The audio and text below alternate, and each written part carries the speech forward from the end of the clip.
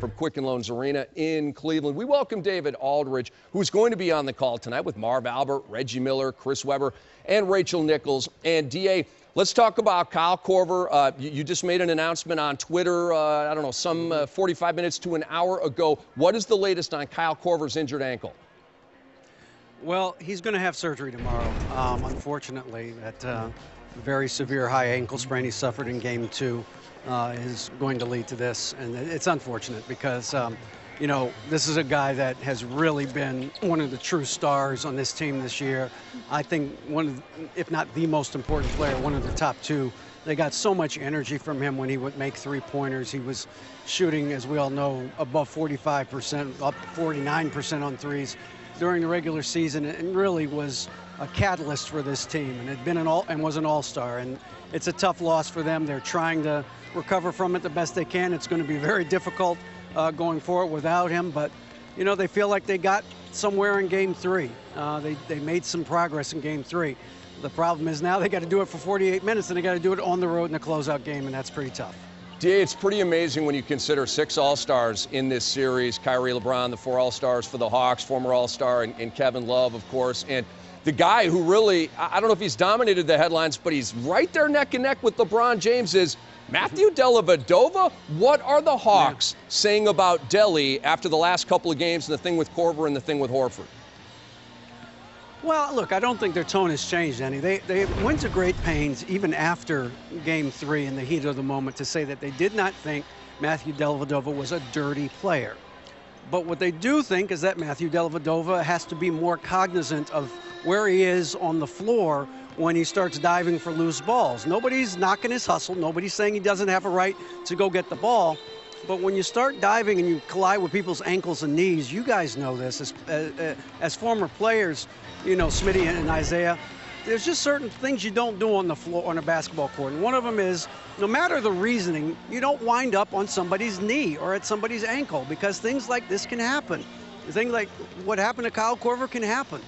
And so, you know, as one member of the Hawks organization told me the other day, look, we want to give the guy the benefit of the doubt, but this keeps happening over and over again, and if it keeps happening, it's on you.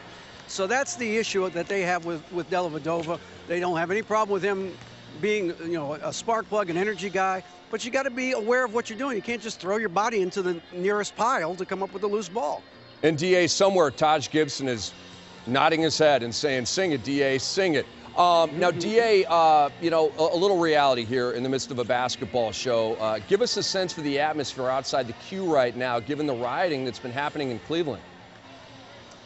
Well, let's take some very let's be very careful with the wording here, Rick. There hasn't been any rioting here. There's been protests, and they've been peaceful, and there have been some arrests, but there's been no rioting. There's been no looting. There's been none of that here in Cleveland. There's been today the Department of Justice announced an agreement with the Cleveland Police Department to put some new protocols in place, both with regard to review of police conduct in certain cases and police procedure with civilians. So they're trying to keep this moving forward as best they can. There have been protests every day since Saturday, when the judge acquitted the Cleveland police officer in the deaths of two civilians that were shot several times by Cleveland police. And there have been protests. I saw one of them myself Saturday afternoon. But again, there was no looting. There was no skirmishes with police or anything like that. There were the people that got out of hand in terms of their behavior were arrested, but most of them were misdemeanors. Now, as far as tonight, you know, there's been talk that there may be some people coming in to protest, maybe as the game is ending, just as protesters went to Progressive Field the other night as the Indians game was ending. And again, there was no conflict with people leaving. There was just a lot of traffic, so a lot of traffic problems. So there may be some of that tonight, but we don't know that for sure. DA, so Kyrie Irving has missed the last 2. He's a game-time decision tonight. Charles Barkley told us the other night they'd be crazy to bring him back before the NBA Finals. Are you getting a sense that he's going to play tonight? And in your opinion, why would they bring Kyrie back up 3-zip? Well, look, he's been working out very hard the last couple of days in practice. The question is, does he recover from that without swelling and without the tendonitis acting up? And so it's a game time decision. There's been some reports that it's looking more like he would play than he wouldn't play tonight. We'll see. The reason why is because they want to finish the series. You know, I think they know that Game 3 was very close and that Atlanta could have very easily won that game. And I think they want this to be over as soon as possible so they can get as much rest for Kyrie Irving and LeBron James before the finals as they can. We know now that the finals are going to start on June 4th. That's locked in. And so if the Cavaliers win tonight, they will get more than a week off before the start of the finals. And they need every day of rest that they can get for Kyrie Irving as possible. So I think the Cavaliers' motivation is, let's end this before we have to go back to Atlanta for Game 5 and be on the road. And Atlanta is a team that won 60 games for a reason. They didn't do that. Wasn't a fluke. You know, it's a good team. So they want to make sure that they get this done as soon as possible.